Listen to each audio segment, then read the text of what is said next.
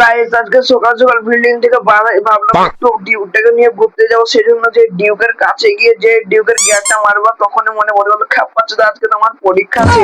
KTM Duke থেকে নেমে তাড়াহুড়ো করে বই আনতে চলে এলাম, পড়াশোনা করতে হবে, কিন্তু খাপ্পাচ্ছে কি পরীক্ষা সেটাই তো আমার মনে নেই। আমাকে অ্যাডমিটটা দেখতে হবে, কিন্তু অ্যাডমিট কথা আছে সেটাই তো আমার মনে নেই। সেই জন্য গোটা বাড়ি ঘর হাইচেক করে ফেললাম, কিন্তু আর আমার অ্যাডমিটের কোনো দেখা পেলাম না। খুব কিছুক্ষণের জন্য আমি মানসিক ভারসাম্য হারিয়ে ফেলেছিলাম, সেজন্য আবার পেট ভরে ঘুমিয়ে নিলাম। আর ঘুম থেকে উঠে মনে পড়ে গেল আমার 50 কোটি টাকা তোমার ব্যাগের ভেতরে আমার অ্যাডমিটটা ভরা আছে।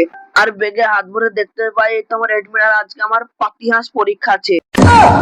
খুব পড়াশোনা করতে করতে হঠাৎ মাথা ঘুরে ঘুমিয়ে গেলাম, আবার ঘুম থেকে উঠলাম, আবার একটু পড়লাম, আবার ঘুমিয়ে গেলাম, আবার ঘুম থেকে উঠলাম, আবার একটু পড়লাম, দিয়ে আবার ঘুমিয়ে গেলাম, আবার একটু পড়লাম। कौन है ये लोग?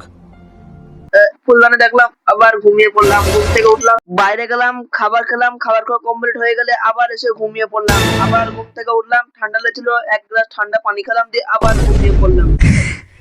আবার ঘুম থেকে উঠলাম, বাইরে ভাবলাম একটু ঘুরতে যাবো, গরম লাগলো সেজন্য আবার এসে ঘুমিয়ে পড়লাম।